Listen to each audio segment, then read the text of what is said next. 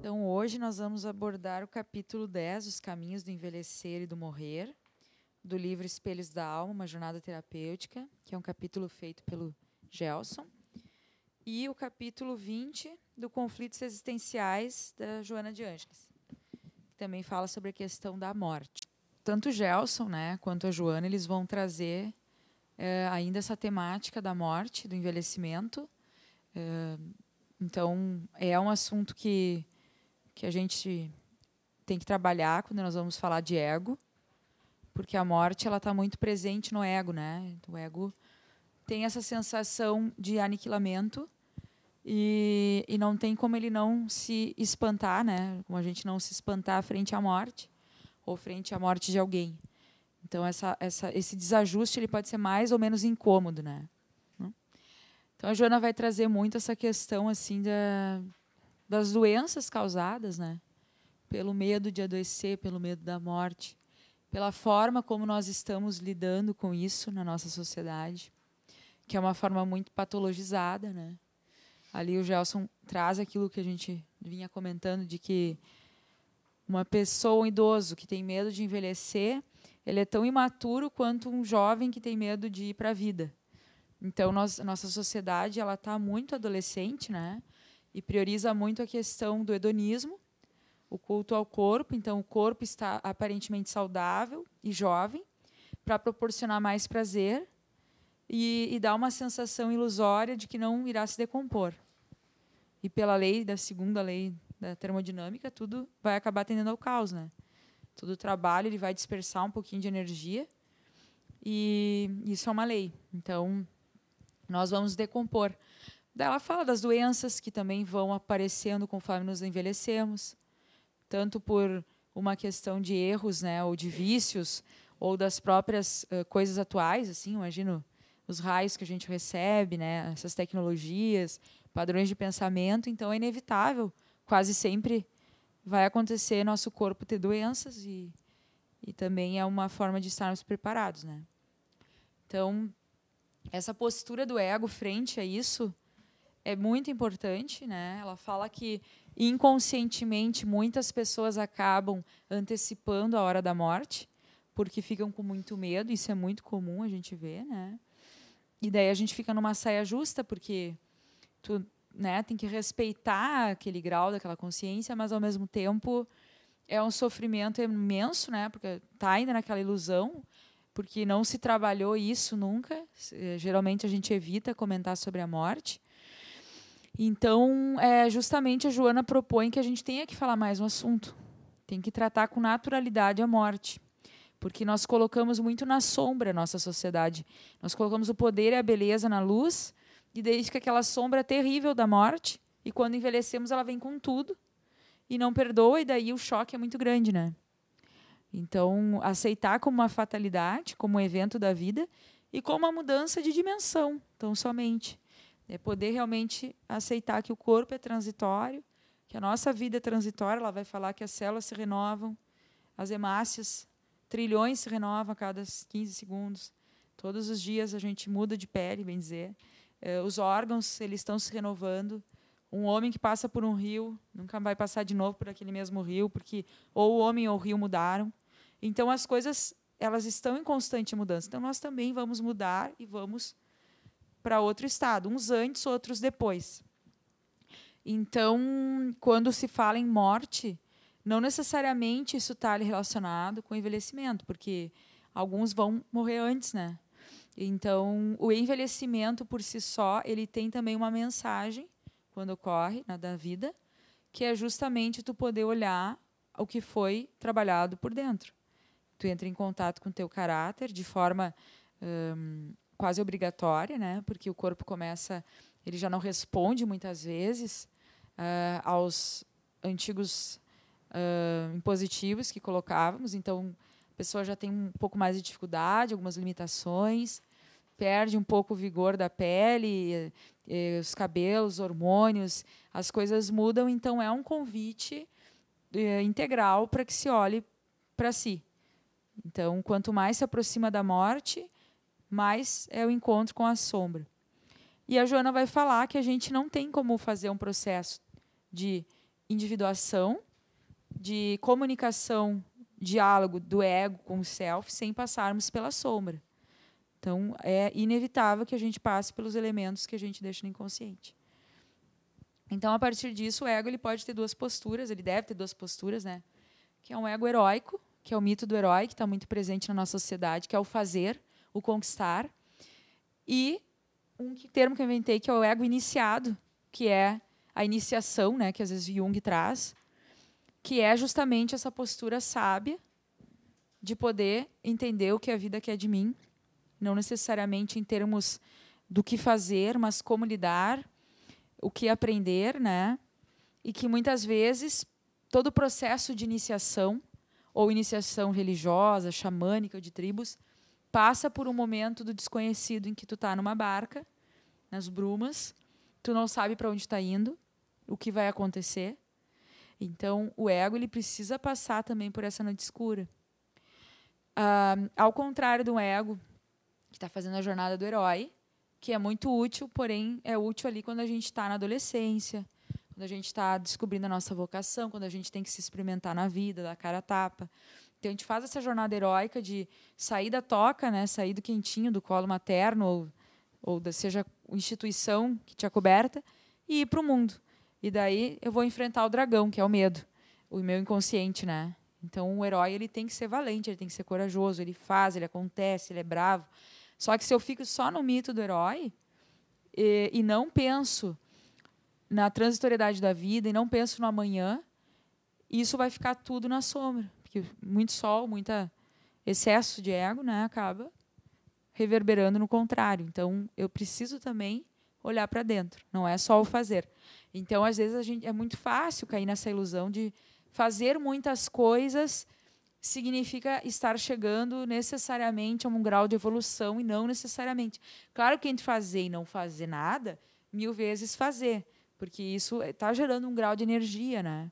Porém, se a gente só faz e não reflete em cima do que está sendo fazendo, quais são as vivências, o que a vida está me dizendo com essa situação que está acontecendo, né? Que para o Jung a vida é um sonho lúcido, então até as pequenas coisas que acontecem, elas nos mostram algo, principalmente se repetem.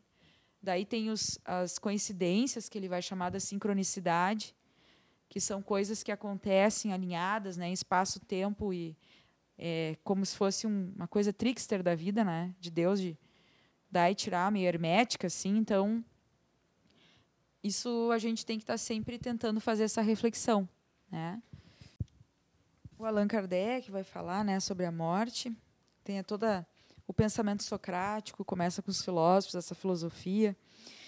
Então, se a gente consegue levar em consideração, né, que a morte é um acontecimento que é imposta, né, e que, de repente, pode ser algo bom, nós vamos, então, ter outra postura, porque se libertar do medo da morte vai te abrir espaço para viver melhor. Aquilo que a gente não teme, a gente usufrui mais. Então, ela vai falar, Joana, que dessa maneira vão surgir os compromissos com os atos saudáveis, os pensamentos corretos e as confabulações edificantes, propiciando valores emocionais que libertam das injunções fisiológicas após a ocorrência libertadora. Então, eu posso realmente me abrir, adquirir valores, porque eu sei que as coisas não vão findar com o corpo. Ela fala de muitos exemplos de pessoas que se desesperam, que gastam todo, né, todo o dinheiro que têm, ou que, né, acabam entrando num processo compulsório de prazer, porque está perdendo a vida e acaba antecipando a hora da morte por esse desespero. Então, se eu consigo internalizar essa fatalidade como algo libertador e ver como algo positivo, como um processo, eu vou ter mais estabilidade emocional, inclusive para viver mais. E daí, claro, ela vai citar as pessoas que acabam adoecendo, ou porque fumaram muito, ou beberam muito, ou tiveram estilos de vida muito pernicioso, e acabam adoecendo. Às vezes já estão sem fumar, ou sem beber, ou mudaram o estilo de vida, né?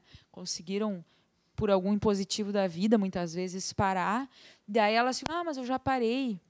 Por que agora aconteceu? Ficam naquele embate moral, né, barganhando, e não levam em consideração que já abusaram, e muito, a ponto de que já estourou aquilo que poderia ser usado. Muitas vezes até tem que entrar em fila de transplante, né? Ou acaba antecipando algumas doenças. Então, isso ocorre. E daí, muitos de nós tentamos fazer negócio com Deus, né? Ela vai falar aqui também.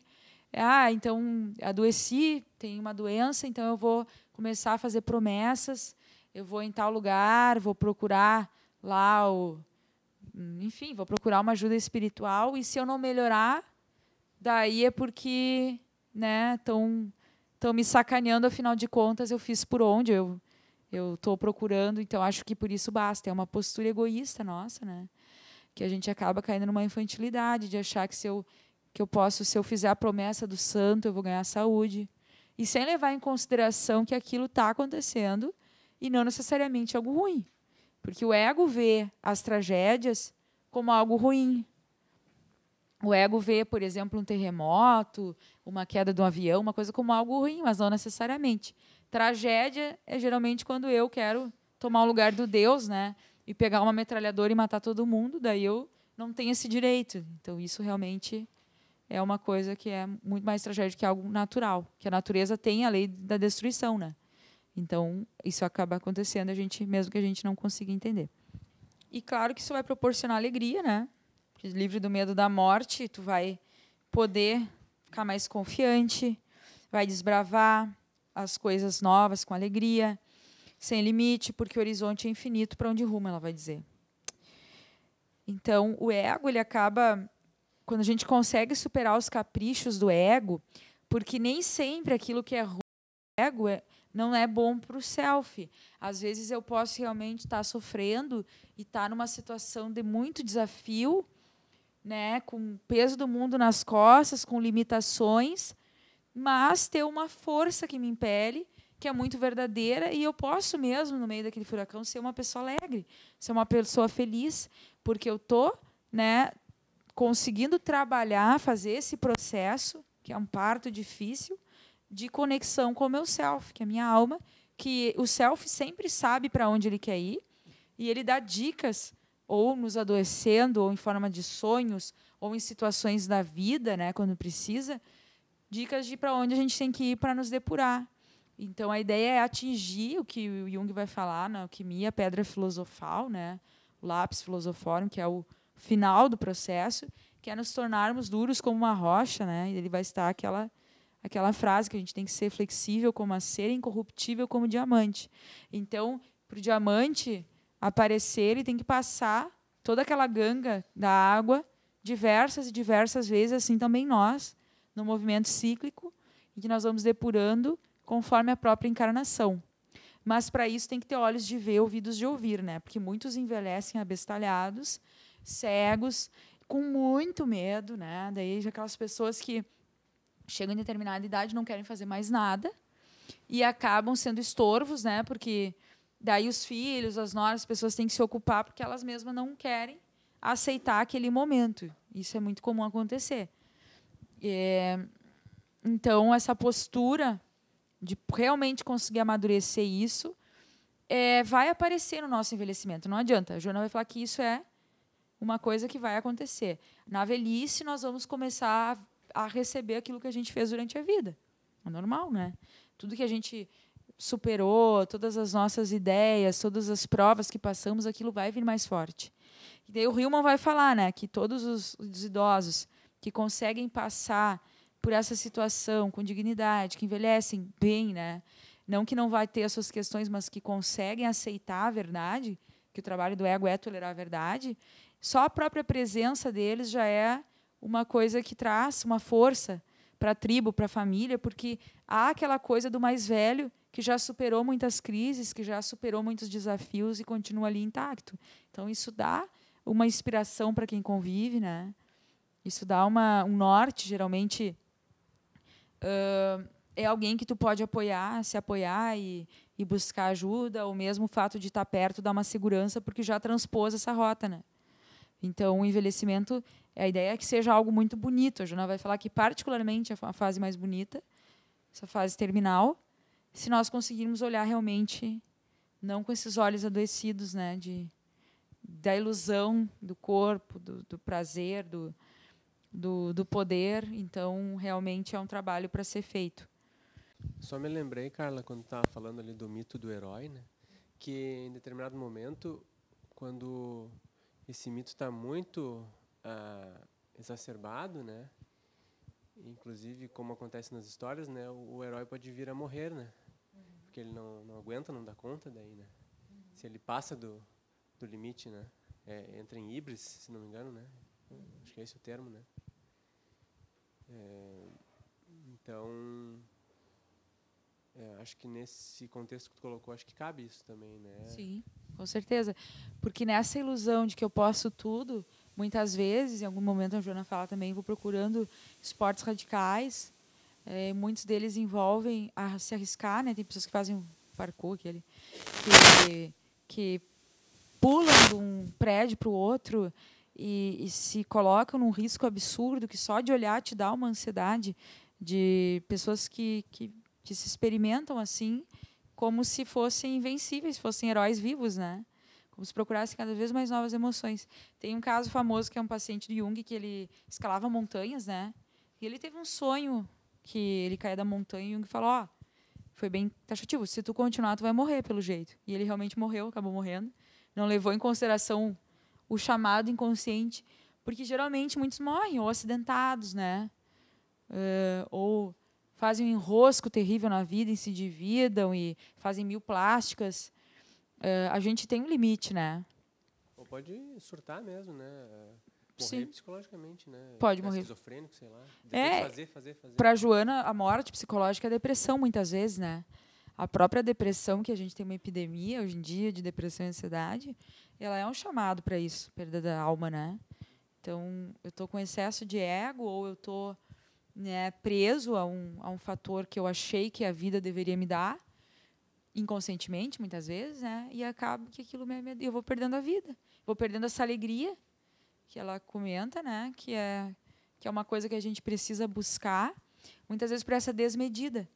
Então, às vezes acontece alguma coisa que eu volto, né? Vejo que eu sou fraco, daí eu volto para o meu posto, quando eu consigo encarar bem aquela situação, né? Algumas perdas, alguma situação de derrota, me faz, então, lembrar que o ego não pode ser o rei, porque o ego é muito caprichoso, né? Tem uma ilusão, uma fantasia. Esse exemplo que tu deu de fazer esportes radicais e de se arriscar, aí já é uma parte assim mais intensa, assim, né? Mas já chega a estar beirando tipo tentativa de suicídio, né? Muitas vezes inconscientemente sim, né? Porque aquela pessoa que testa, tem que viver aquela emoção, não basta estar vivo, né? Então, não há necessidade, né, para tanto. Acrescentando, não só a questão da busca dos esportes radicais, mas tem essa questão de se colocar em risco diante de manter esse corpo, a questão de tem assim tem que estar sempre inativa, então vai desde a questão de querer manter um libido que já não existe mais, a questão então com isso começa a utilizar medicamentos, de se manter em atividades de baladas, bailes, isso aquilo, ou seja, parece que é um retornar àquela caminhada inicial lá dos 20 e poucos anos, 30 anos, enquanto seria de aproveitar, de cultivar esse jardim, né? Eu, às vezes, questiono, tu está falando, estou aqui pensando, navegando, por uma questão, a gente não está ainda na terceira idade, mas está caminhando e se traça um plano, que nem eu já estava dizendo para você, tu trabalha ainda, está na ativa, tem alguns anos, está estudando porque está enxergando alguma coisa lá na frente. Eu fiquei pensando assim, será que isso também não é, às vezes, porque não é que é um exagero, mas ele é um ritmo acelerado que, para uma fase dessa vida, poderia ser um pouco menos, né? Mas como forma, talvez, de enxergar um outro lado, de sair dessa realidade e continuar, entre aspas, sendo uma criatura produtiva, mas um produtivo que pode doar mais com conhecimento e experiência. Então, esse balanço entre aquilo que a gente deve preservar e, digamos, até potencializar para essa nova fase e aquilo que vai ser o exagero, às vezes tem uma faixa ali que ela é meio tênue, assim, que não fica, parece muito claro. Acho que vai de cada um também de nós. Mas a gente sente isso, esse medo, ou, por exemplo, não querer falar. Eu tenho pessoas, não, muda de assunto, eu não aceito. Como não aceita? Olha, tua volta, tudo tem uma etapa, é um ciclo, né? mas é um receio muito grande que existe dentro de cada um. Eu acho que, por mais que muitos estão em contato, que entende, que aceita a reencarnação, mas eu acho que não aceita, não é que não aceita, não compreende o que é ser eterno, né? Então, aí é meio complicado. Exatamente, porque ganhar a eternidade é ganhar a consciência também. Quando a gente está consciente, tudo é mais libertador. Porque se eu realmente não aceito a morte, ela vem, queira não, e é assustadora, né? Daí eu fico louco, às vezes enlouqueço naquele processo, porque eu não quero, daí eu faço de tudo. Daí o corpo está apodrecendo, né? E eu quero continuar. Eu não aceito que há um término. Que aquele momento que eu estou ansiosa, eu podia estar gastando com outras aquisições. Aceitando, né, o desconhecido. Sim. E tem tanta coisa, essa coisa de ninho vazio, que bom, que fase boa, porque te abre espaço para outras tantas coisas que antes tu não tinha tempo, tu não tinha um olhar.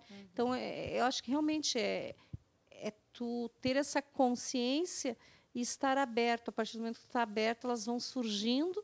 Claro, algumas coisas vão te incomodar, outras vão se tornar-se maravilhosas. Puxa, que bom que há esse momento para isso, né?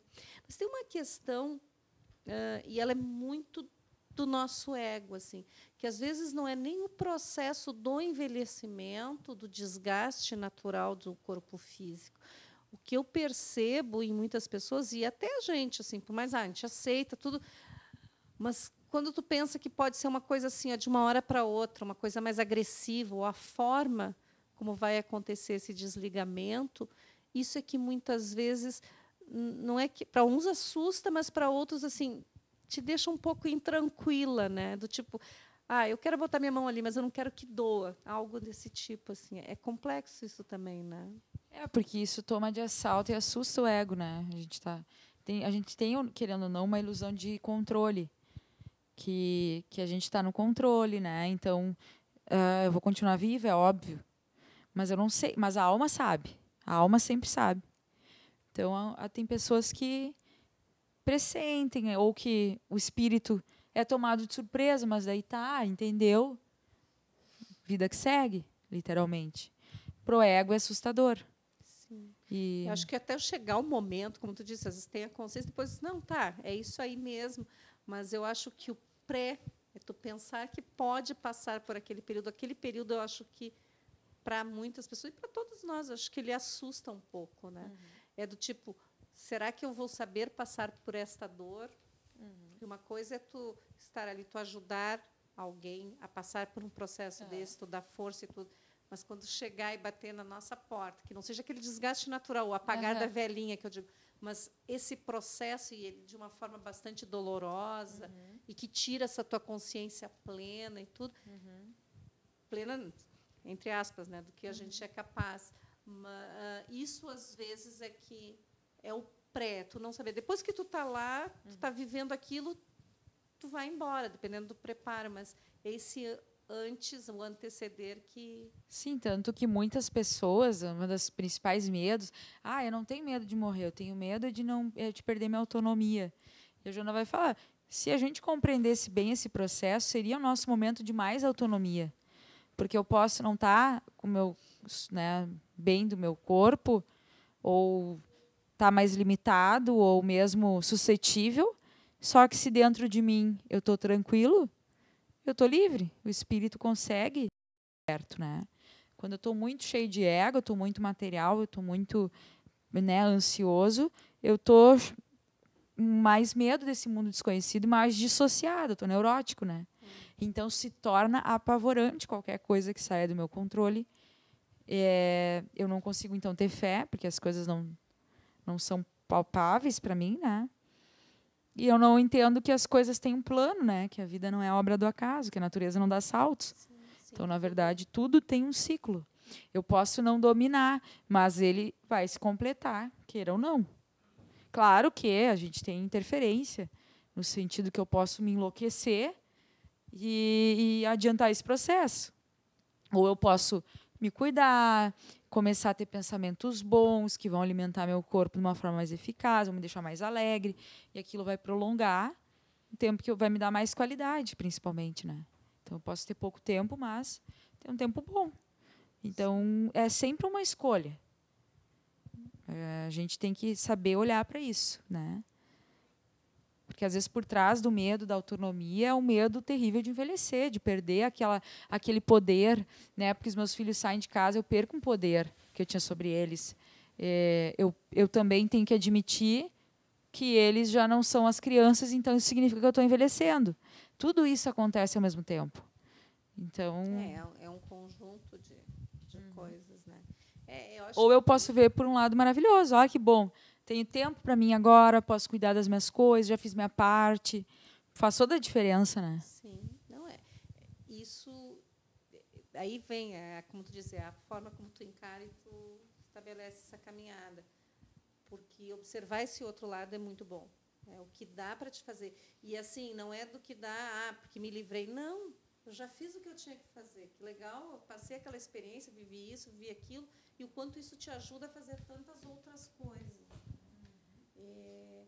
Mas esse lidar com o desconhecido, no caso do passar pelo processo, que seria o desligar totalmente, que, às vezes, coloca... É o desconhecido, né? É o medo do desconhecido, o que vai acontecer ali na frente. Ontem nós estávamos lá no diálogo de ciência e espiritualidade, e foi trazido um caso pelo psiquiatra Leonardo, eu não lembro o sobrenome, lá de Pernambuco, que uma vez ele foi chamado, assim, voluntariamente, para atender um trabalhador da Federação Espírita, da Casa Espírita, até onde a mãe dele também atuava. E ele estava com uma espécie de demência já, então estava afetando a questão comportamental dele, algumas questões cognitivas. E ele chegou lá, ele ficou surpreso, assim, porque ele esperava, né, um ambiente ou encontrar alguém, assim, uma coisa bastante perturbadora. Então ele disse que fisicamente ou aquela situação, sim, né, ele realmente apresentava quadros de demência, uma certa irritabilidade, mas a energia, ele disse que ele saiu de lá, ele saiu espantado, porque ele saiu muito bem. Aí ele disse que, como a federação era na frente da casa, ele atravessou e encontrou a mãe dele, ele deu um abraço nela, ela disse, mas o que é que tu está tão bem? Ele disse, ai, meu Deus, eu saí de lá sentindo isso, mas tu também está sentindo. Daí ele contou para ela, né? Ela disse, bom, é porque tem que estar bem. Mas aí depois ele foi saber a ficha de trabalhos daquele trabalhador espírita, tudo que ele tinha vivido, tudo que ele tinha feito. E ele colocou que, assim, o amparo que ele estava recebendo, mesmo naquela situação, né, em que deveria, que o quadro levava tudo para aflição, para isso e aquilo, que, na verdade, então não foi nem ele. Disse, eu fui para atender e eu saí de lá com aquela vibração. E agora, estou falando também, eu lembrei desse caso, é uma coisa bem interessante isso também. É como tu conduz a tua caminhada e o amparo para suavizar essa dor, né? Exato, porque, realmente, quando chega o momento da morte, seja esperado ou não, sempre vai ser difícil. É um choque muito grande para o ego, mesmo que eu seja espiritualizado. A morte é a morte, né? É difícil, porque envolve muitas questões, né? Então, mas isso pode ser mais ou menos. E quantas coisas a gente passa um frio na barriga e vai mesmo assim, né? E é mais um momento desses. Vai Sim. mesmo assim. E é diferente do meu desespero, meu Deus, a morte. Daí eu fico 20 anos pensando na morte. Às vezes eu vou viver até os 100 e vou ficar pensando na morte. Em vez de vivenciar que existe o processo, um dia de cada vez, né? O dia, ele nasce, morre, nos mostra. Todos os dias a gente tem um exemplo, né? É uma sensação de morte, mas renasce. É um ciclo, é circular, né? Então, óbvio que quando chegar o momento, cada um vai reagir. Às vezes a gente pode fazer um fiasco, né? Eu não quero morrer. E eu sou espírita, dane-se. Lembra do Chico no Exatamente avião? Que eu pensei, Chico. Chico gritando, mãe, o que tu tá fazendo, Chico? Eu estou gritando, gente, não dá em risco de vida, assim vocês estão. Então, morra com educação. Daí diz o Chico, mas como é que alguém vai morrer com educação? Eu chegava a chorar de rir dessa passagem. E é o Chico, né? É o Chico.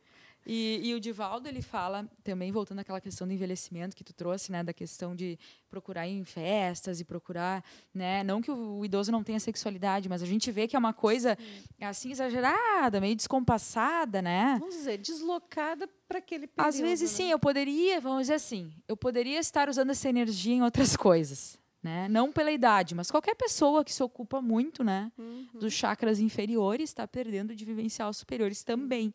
Não é que a gente vai renegar.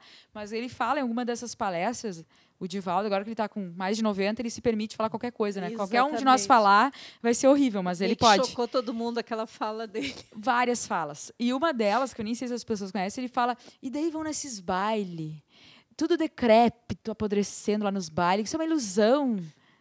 Isso é uma ilusão, ele fala. Né? Bem E ele usa esse termo, assim, mais nesses termos, né? E que é verdade, para quê? Se eu posso finalmente me libertar disso nesse momento. Eles têm direito de se divertir. Se eles Sim. estão lá se divertindo, é melhor do que ficar em casa deprimido, deitado numa cama.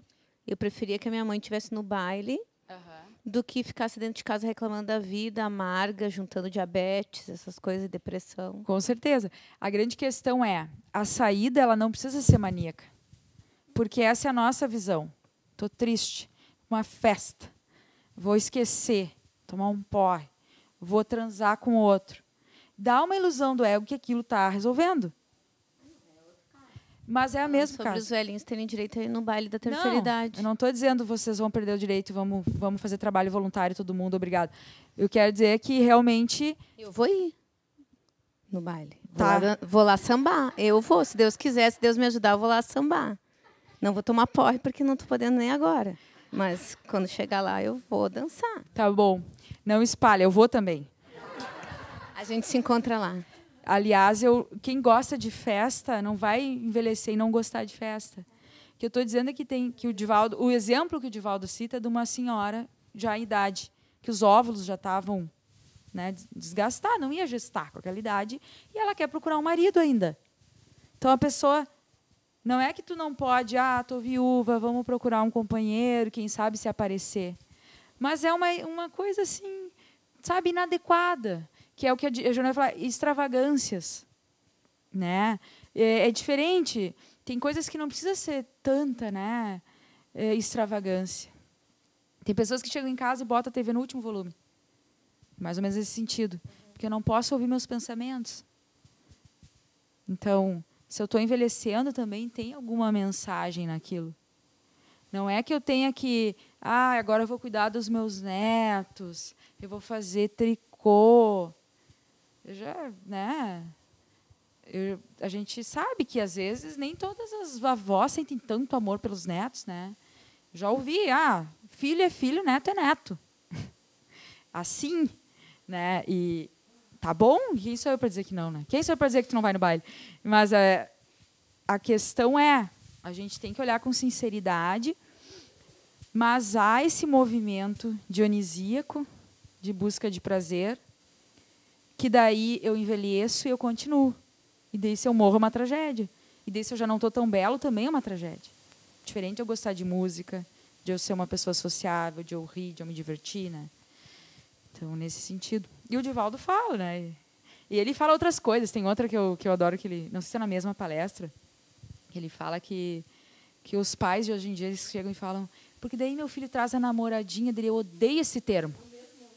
Eu odeio namoradinha. Porque dele fala, tu está permitindo que o teu filho ou tua filha vá na casa de alguém, ser usada por ele, e depois ele vai fazer isso com outra namoradinha, para não fazer na rua, né? Há uma banalização do sexo nesse sentido.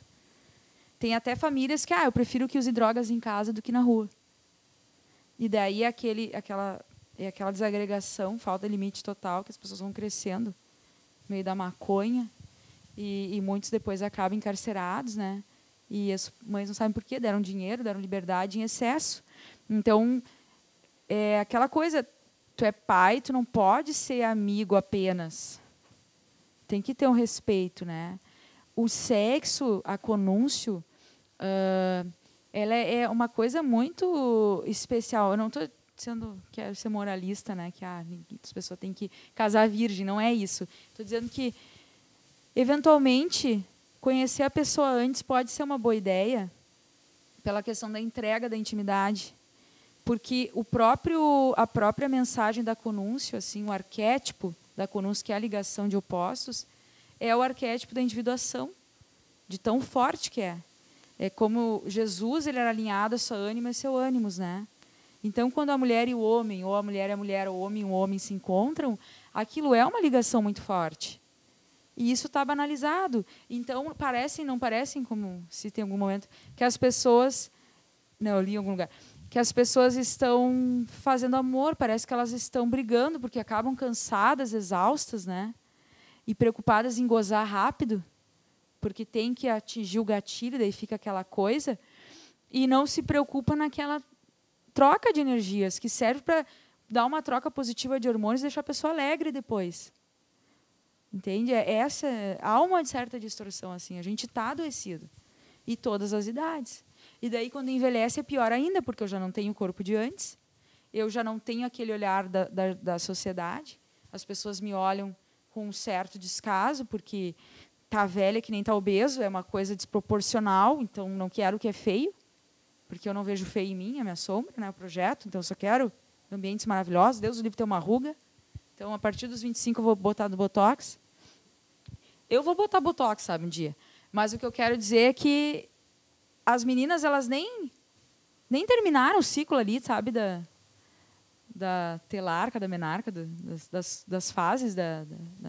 E já estão se modificando porque há um anseio desenfreado por atender uma ilusão. Porque o corpo é transitório, né, gente?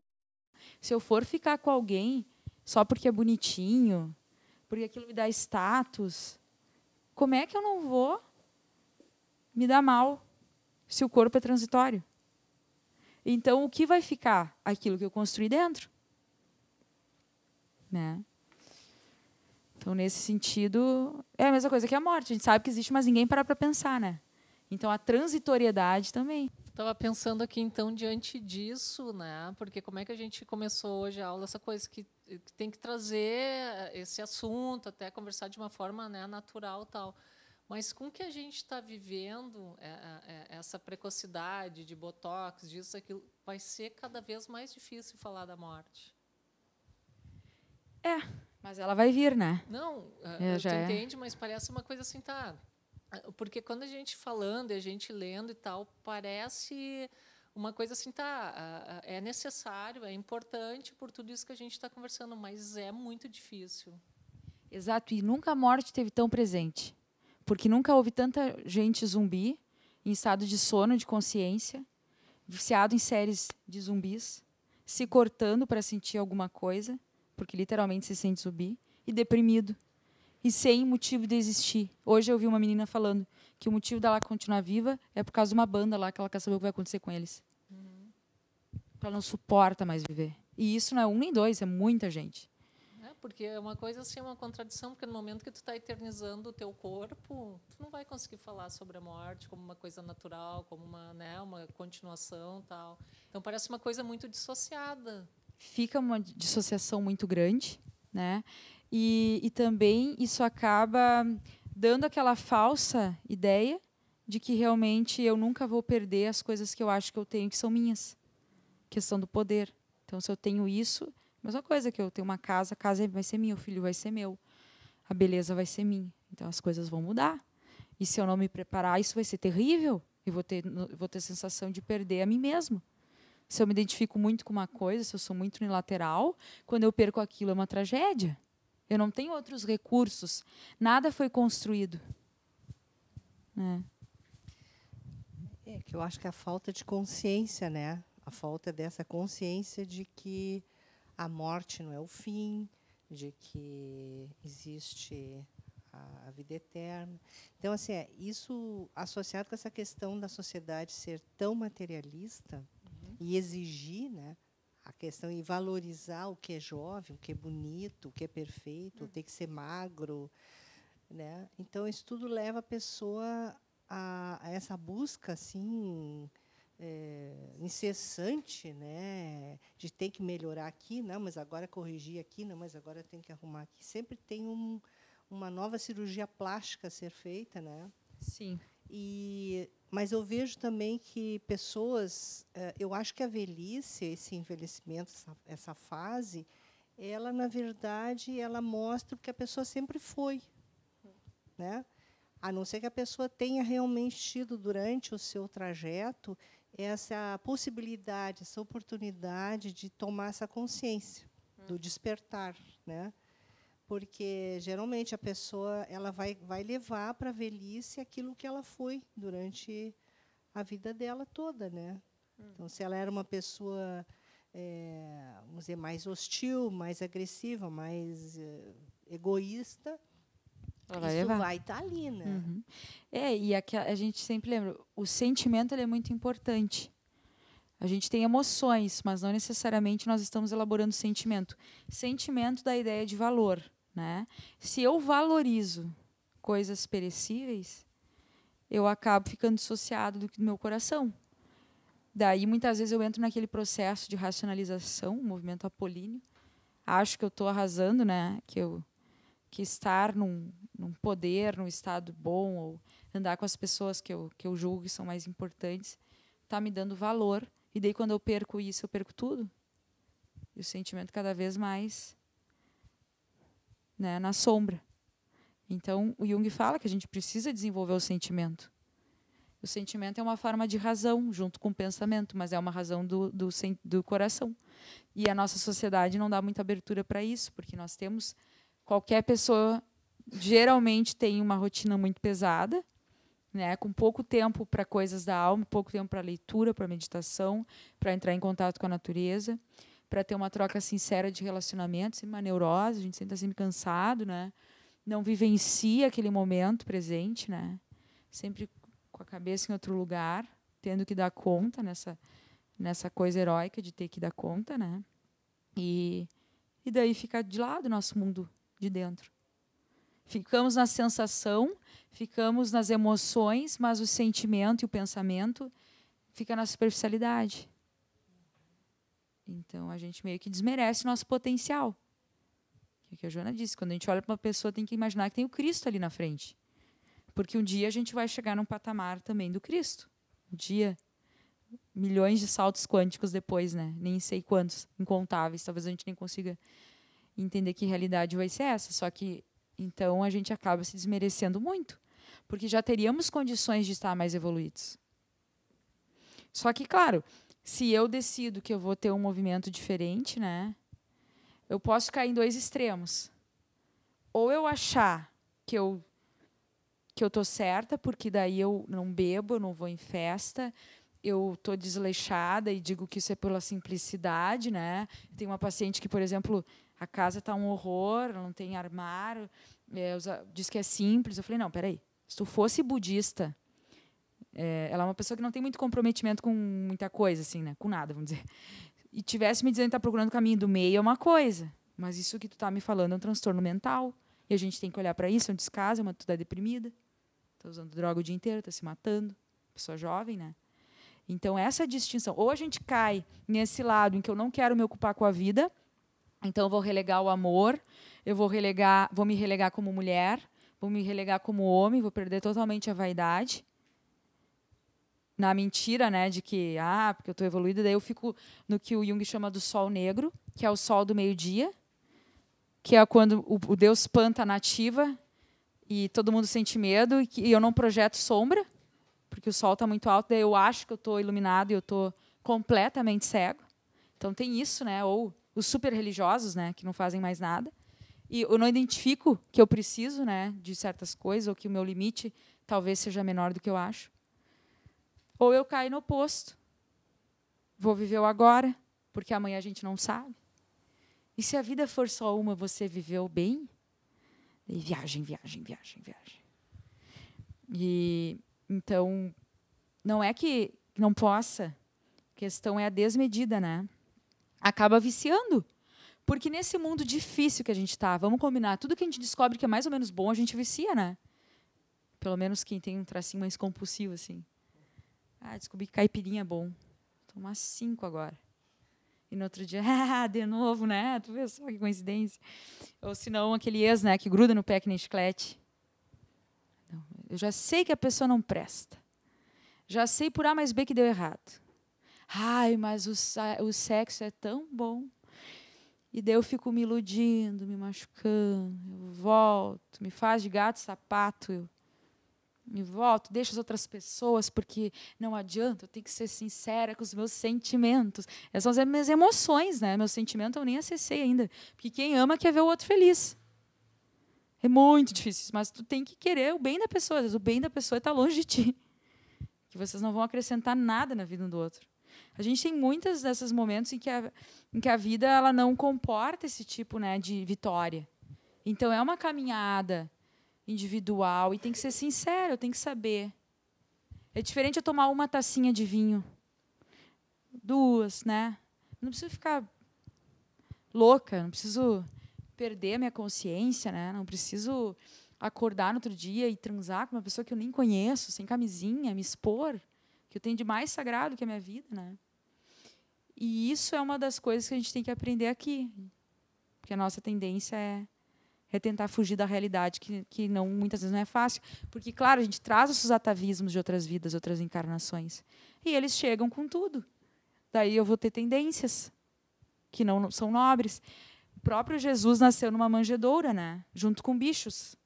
Então, ali, o nascimento do homem, de Deus, com as sombras, são os nossos lados instintivos, animais, que são úteis, mas têm que ser identificados, né?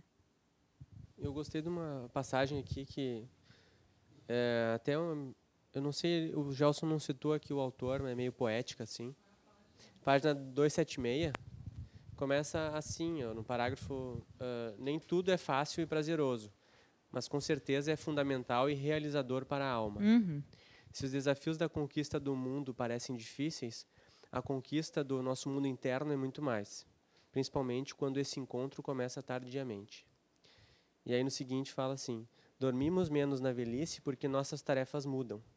Se antes devíamos ser abrigados pela própria noite, agora devemos aprender com os filhos dela. Fantasmas: destino, morte, desespero, culpa, vingança e desejo não vão nos deixar descansar. Temos que distinguir entre as figuras invisíveis que povoam o nosso lar, até mesmo a nossa cama, deixando que nos despertem, recebendo seus ataques dolorosos e estudando a legitimidade de suas exigências. Trata-se de um trabalho duro. Uhum. Esse é o Hillman que diz, né? Tá ali na parte 12, ali, né? No final do capítulo tem os autores com o número. Hillman é um desses autores pós-Jung, né?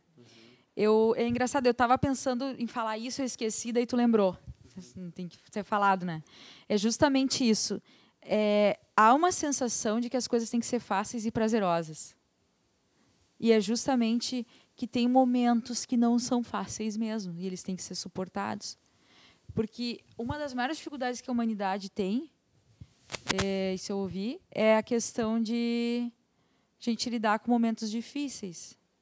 Porque em momentos em que eu estou, né, conectado, que eu estou em paz, que o ego está descansado, que tudo na vida aparentemente vai bem, em uma tragédia muito grande, né, que eu saí de férias, é muito fácil nesse momento estar jogando rosas para a sociedade, dando dinheiro aos mendigos, tratando bem a sua mãe, dando a mão amiga para os amigos, né? Agora, aquele momento que tu tá lascado, né?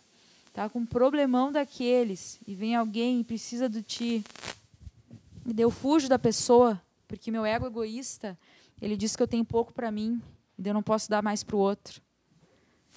Né? Eu fico literalmente me economizando. Mas aquela dor, justamente aquela dor que pode me engrandecer, que deve me engrandecer, que é eu poder suportar com fé de que depois as coisas vão mudar, que isso é só uma fase, que isso também vai passar, que é a nossa maior dificuldade, porque a gente geralmente tenta fugir, é natural, né? Às vezes a gente não aguenta até a dor. Então é natural do ser humano, é muito difícil a gente lidar, né? Então... E como ele diz aqui, o que a sociedade aplaude e incentiva, né, que é a conquista do mundo externo, é bem difícil, né? Sei lá, passar no vestibular, conquistar o mercado de trabalho, tudo muito difícil, né? Mas mal a gente sabe que o mais difícil ainda é a conquista interna, né? Exatamente. A jornada do herói é mais comum, né? Sim. Tu sai, é complicado, e tu faz, aí tu vai atrás. Recebe aplausos quando tu vence, né? Exato. É esperado, né, que isso aconteça. E, claro, é natural. A gente tem que passar pela jornada do herói também. Só que existe um chamado da nossa alma também. Não precisa ser só para um lado, né? Todo mundo ir para o mesmo caminho. Então, às vezes eu posso não estar seguindo uma vocação. É muito melhor eu ser um bom profissional simples do que uma pessoa que perdeu a alma e tem uma vida transitória, ganhando bem, e muitos do nosso país enriquecem de forma ilegal, e são pessoas notáveis na sociedade, né, que têm muitas posses, respeitados, com perfumes bons, com uma aparência boa, cheio de puxa-saco em volta, né, e no fundo morrem de medo de perder aquele lugar porque eles mesmos são sacanas, né, então alguém pode sacanear eles. Não adianta, né, ganhar o mundo e perder a si mesmo, nesse sentido. Mas há essa ilusão, né, de ter que ter sempre mais. E é muito difícil a gente conseguir fazer isso conosco. Porque a gente tem tentações o tempo todo, né, de conseguir mais, de conseguir de maneira mais fácil. O próprio estudo, ele pode te levar para coisas que às vezes vão te tomar muita energia. Eu me arrebentei fazendo mestrado. E quando eu comecei com o Gelson, eu odeio pesquisa com todas as minhas forças. Eu admiro quem faz, de verdade. Mas assim, foi um horror. E eu era bolsista, eu não podia largar, porque eu ia ter que pagar para o governo. Sabe essas coisas terríveis? Chorava fazendo fé, enfim. Né? Daí, quando eu comecei a terapia com o Gelson, a primeira coisa que ele me falou foi: por que tu começou a pesquisa, esse mestrado, se tu odeia pesquisa? E eu não cheguei a ter raiva dele, mas era para tu achar legal. Sabe que eu estou fazendo mestrado em patologia e genética. Até hoje não sei quase nada. Quase morri estudando síndrome da deleção 22q11.2, que é fantástica, de verdade. Só que não tem nada a ver comigo. Sabe? Claro que eu fiz por algum propósito, foi útil e tal, mas o que me desgastou aquilo... Bom, eu entreguei um troço assim, imenso, que a secretária se apavorou, fiquei catando milho, né? Porque eu compensava a minha total inabilidade fazendo tudo que o orientador pedia, as coisas que eu não conseguia, me arrebentava no meio, tive que pagar gente para calcular as coisas, porque não é da minha natureza. Mas eu confesso para vocês que muito tempo eu fiquei pensando que eu vou para essa área, porque é bonito, porque a gente tem uma pretensão. E não olhar para as coisas que eu tenho facilidade de fazer, que são muito mais fáceis, né? Jesus fala, meu jugo é suave. Às vezes tu tem que fazer aquilo que tu tem que fazer. A simplicidade é fácil, né? Então, a gente faz isso também. As super especializações, né? Ai, tem que ter, porque todo mundo tem. Em vez de eu fazer bem uma coisa só, ou duas, ou três, mas que me deem prazer. O coração sempre sabe, né? Ah, não, eu tenho que... Daí fica aquelas pessoas, né? Tudo pompuda, com aquela ciência vazia, quando tu não gosta, que quando tu gosta é fantástico, tu sente na voz da pessoa, né? Quando ela sabe o que ela está falando e quando ela não sabe. Então, tem um preço, né?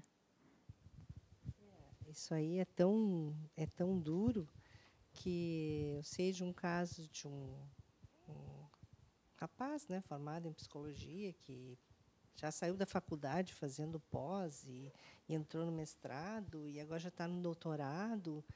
Mas assim, a pressão é tão forte que algum tempo atrás ele estava quase se suicidando, porque a pressão era muito. Né? Não é um nem dois. É muitos casos de gente que se mata em uma pós-graduação ou na graduação, muitas vezes, por essa loucura que eu entro, né? É uma competição muito grande, uma exigência de produtividade, assim, né? E a pessoa não tem, às vezes, não consegue mais, né, segurar aquilo, né? Então, como tu disseste, paga um preço muito alto. E isso a gente tem que estar atento, né? Que preço eu estou pagando por isso? Porque, às vezes, a nossa tendência é racionalizar. Eu acho que aquilo é o melhor para mim. Racionalmente pode ser, mas a alma que sabe. Não é o ego. Que só porque quer, não que não vá pensar nisso, só porque quer um aumento de salário, que é o prestígio social, vende a alma. Muitas vezes, e aquele tempo que eu poderia estar gastando com o que realmente importa, eu estou ali, né? Esmagando naquela tristeza, aquela coisa difícil. Eu poderia fazer engenharia, mas eu ia ficar no mínimo 50 anos, depois de rodar todas as cadeiras, e ia ser engenheira. Mas, né, a custas do quê e para quê? Ele fala aqui também, né, importante aqui uma preparação para a morte, né? Então, O que acho tu entende por isso? na medida em que a pessoa se dá conta, né, dessa de que a morte não é esse horror, né, todo, quer dizer, embora seja difícil, né, a gente conseguir enxergar assim por toda a carga que a gente traz de criação e, enfim, né? Mas aí essa preparação, quer dizer, tu sabe que a qualquer momento pode acontecer, né? Tu não projeta mais para algo assim, Graças quando a eu Deus, tiver né? 50 anos, Ah, se tivesse que ficar nessa neurose É. aqui, ver essa vida, então tu sabe, paranoico, medo da violência, né? com o corpo envelhecendo, as pessoas morrendo. Que bom que a gente vai para outra colônia, né? Vamos ver outras pessoas um pouco. Quem sabe tem coisa melhor lá, né? Mas essa preparação ela é gradual, assim, ela vai chegando, né? À medida que tu vai tomando cada vez mais consciência, Tem uma tu poesia do vai Mário Quintana aqui, daí né? tendo essa questão toda de tu querer fazer coisas que sejam realmente relevantes, né? Que o final da tua vida tenha sentido, né? Que tu possa aplicar o teu conhecimento, a tua experiência, quem sabe ajudando outras pessoas, né? Uhum. Fazendo Ali na coisas. página 281 tem uma poesia do Mário Quintana. Alguém quer ler para nós, para encerrar? Minha morte nasceu quando eu nasci. Despertou, balbuciou, cresceu comigo. E dançamos de roda ao luar amigo, na pequenina rua em que vivi. Já não tem mais aquele jeito antigo de rir e que, ai de mim, também perdi. Mas ainda agora a estou sentindo aqui, grave e boa, a escutar o que lhe digo. Tu és a minha doce prometida. Nem sei quando serão as nossas bodas, se hoje mesmo ou no fim de longa vida. E as horas lá se vão, loucas ou tristes, mas é tão bom, em meio às horas todas, pensar em ti, saber que tu existes. Acho que é só isso, não? É isso aí. Uhum.